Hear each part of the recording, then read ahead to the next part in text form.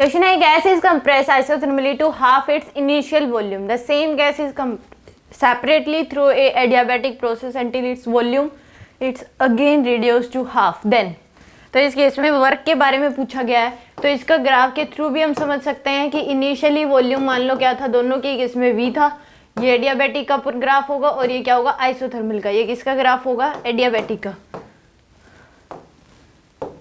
ये एडियाबैटिक का ग्राफ होता है PV graph, P versus V, और ये आपके पास होता है आइसोथर्मल का।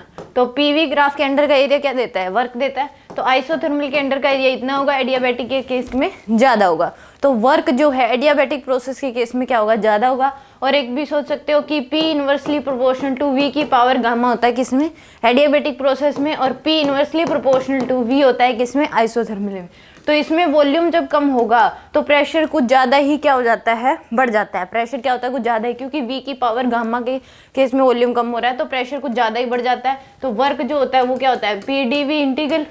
तो ये तो क्या है, सेम है, जो P की वैल्यू है एडियाबैटिक प्रोसेस में ज़्यादा ही बढ़ जाएगी, आइसोथर्मल में उतनी नहीं बढ़ पाई, बढ़ेगी बट एडियाबैटिक प्रोसेस के केस से कम होएगी।